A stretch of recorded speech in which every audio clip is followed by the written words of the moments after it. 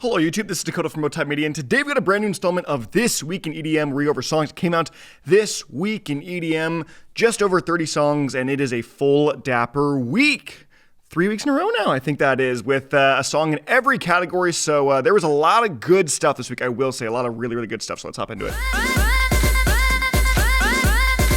Starting us off in the trash category is Major Lazer again with Pawn to Streets from the Guns Don't Kill People, Lasers Do 15-year anniversary.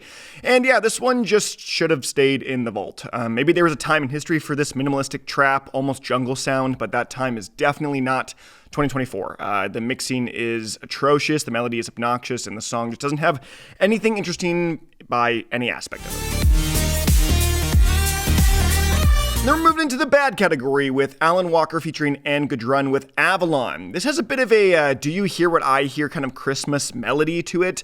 And yeah, I'm sure it's meant to sort of invoke some holiday season feeling, but otherwise this song is just another generic, poorly mixed, short Alan Walker track that has little substance to it at all. This thing has 5 credited labels and 11 credited writers, and I'm just struggling to find what all of that effort went towards. We got Riot 10 and High Zombie featuring XAE with FTPU. This is another loud, aggressive, and senseless kind of bro step cut from Riot 10 and company that is meant to entice that feeling of revolution, but is just not all that interesting to me. The main synth leads are pretty weak, and the song just didn't really capture my attention much. Then we got SABAI and BOTCASH featuring Casey Cook with Never Fall. I very honestly and transparently just don't care a ton about SABAI releases anymore. They are more or less the same thing, just repackaged with a slightly different vocalist. They all sound very similar to one another. I just find this track in particular, I will say, to be one of his more unique ones as of late. But even then, it's just not a whole lot different from the majority of his other tunes. And I'm just not feeling it. Then we've got Martin Jensen and weightlifting media personality Sommer with No Sleep, a very bland and commercial house track that is quite reminiscent of Avicii's actually true era, but without any of its kind of charm. It has that slight country vibe with the kind of vocals, but man, the rest of the song just doesn't produce anything interesting whatsoever. And also, I'm not really sure what Sommer was doing on here. I thought maybe she was a vocalist, but I guess she just straight up produces EDM now. So otherwise, I still think the song isn't that great.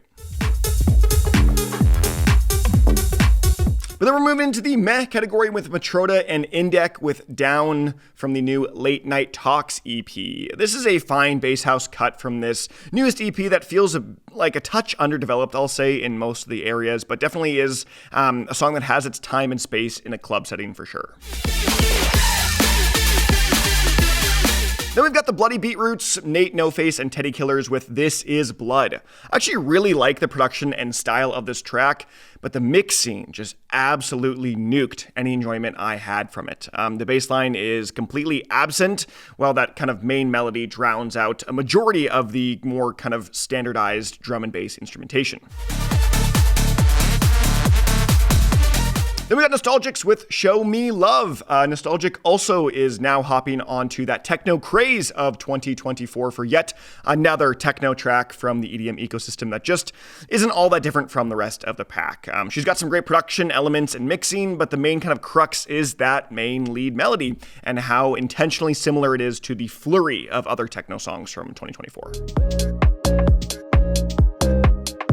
We got CloudNone Direct with I Saw the Sign from the new Baby EP.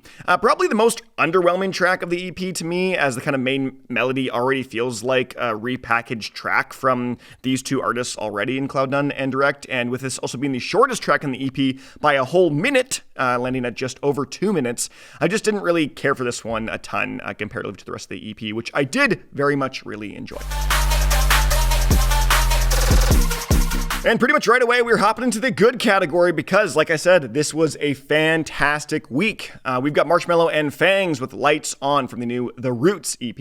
Marshmello has taken a step back and resorted to his original kind of 2016 trap and future-based sound for a majority of this 10-track EP, and I think it's working well for him. This track in particular is one of the stronger ones for sure, and not everything is as super strong as this track is, but definitely kind of goes to show that Marshmello wasn't always just, or doesn't need to always produce that kind of radio bait with big names attached to it, and he can actually pump out some really solid trap when he wants to. This track isn't the greatest song in existence, but a strong step forward of a song in terms of gaining more credibility within the scene from those like myself that I think are really passionate about the EDM space. Then we got Sultan and Shepard and Shallou with No Way Back from the new Circle in Time bonus tracks sort of compilation. This is another kind of fine progressive house tune as Sultan and Shepard seemingly close the chapter on the Circle in Time era that spanned 4 years at this point. Shallou's vocals are definitely the most intriguing part of this track, and I love how they slowed everything down to really let him shine. Then we got Pixel Terror and The Living Proof featuring Michael Swank with Gravity. A bit of a classic kind of duo Pixel Terror feel to this one. It also keeps that new kind of Pixel Terror style quite alive.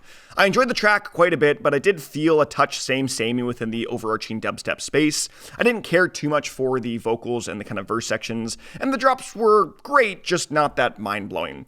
This is kind of just a solid, good track from Pixel and Proof. Then we got DJ Snake and Hamza with Diana. For someone like DJ Snake that primarily reproduces kind of commercial-friendly tracks, this one doesn't feel like that at all. It doesn't feel like a quick track that's made to make a couple bucks. It's a light trap cut with a free-flowing atmosphere and tone to it, making for a very kind of easy listening experience. Then we got Eprom with The Search. Definitely a testament to the fact that this kind of new, weird, kind of viral hit'em genre could definitely become a real thing. That being said, after the main drop has its kind of run its course, the rest of the track doesn't really offer a whole ton, which actually isn't very Eprom-like. It's not something that he does a whole ton. I do love the kind of Tarantino-like synth hits that are all throughout this one, but kind of just wish we had more of a fleshed out final movement. We got ROSSY and Pauline Her with Holy, a nice hybrid trap cut from two queens of the trap game. In the grand scheme of things, it's a fairly safe track that's not trying to be too much of a breakthrough any one way or another, or break down much barriers, but what it does it quite well.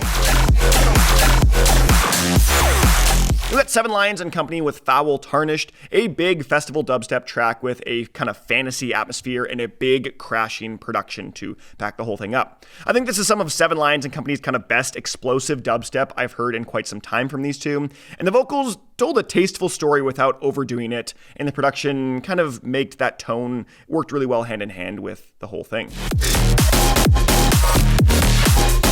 Then we got Tokyo Machine and Mimyu Dufu with Snowman. The Christmas season is officially here, and these two are bringing the heat to the classic Frosty the Snowman jingle. That main melody in the verse sections of the track is quite cheerful and happy, while the drops are these kind of dense, low-end focused movements that have a real viscerality to them. And I'm always a sucker for a halftime finale. Then we've got Lucid with Levame. Lucid is back with a bass house garage hybrid cut that leans heavily into those bassy elements for the drops while keeping that garage percussion still the forefront of the track. Reminds me a lot of that kind of genre bending that Lucid did when he was releasing on Monster Cat, just with two very different genres this time. Then we got Kygo and Sandro Cavazza with Hold On Me. This is the closest we will ever get to a Kygo and Avicii collaboration. While both artists' sounds have a very similar vibe to them, this is undoubtedly Kygo trying his hand to make an explicitly Avicii sounding, more commercial house style of song. And I really do think it worked quite well for him. It's missing that kind of third element that Avicii famously throws into his tracks, but otherwise this is a fun, carefree sounding song. Then we got Astaroth and Odd Prophet featuring Stars with Ecstasy. I historically hated Odd Prophet's latest project while everyone seemed to love it. I don't know really why, I just didn't really connect with it, but this absolutely slaps. It's intense yet palatable and has all the kind of certain flavor that sounds fresh and unique within the overarching dubstep space. It's hard to be a hater on this one for sure, and that's not me this time. Then we got Salute and Jessie Ware with Heaven in Your Arms, a collab that just seemed so natural. The speed garage of Salute and the kind of disco influences of Jessie Ware makes for a truly magical track. While the track doesn't have any big crashing movements, which is actually fairly typical of these two, I think this collab is actually one of the best between two artists that aren't exactly within the same genre, but at least genre adjacent. It's part 60s disco and part modern speed garage. Then we got J Wolf featuring Ray Brown with Red Eye from the new The Red Eye Home LP. This is a more sentimental, progressive electropop track with an ever-building kind of first 3 minutes into one grand finale with that atmospheric percussion. It's a beautiful track with some really nice messaging. Then we got F.O.O.L with Redshift, another synthwave banger from F.O.O.L, but this time it's got a bit more of a disco flair to it. The synths are a little bit lighter, and the electric guitar is a little more funky. It's a lot of the same old kind of classic elements we hear from F.O.O.L quite a bit, but with a fresh coat of paint that I deeply enjoyed. Then we got Convexity with End All Be All from the new Transmissions EP. First of all, big ups for Convexity for landing this EP on Disciple, as it's very, very well deserved.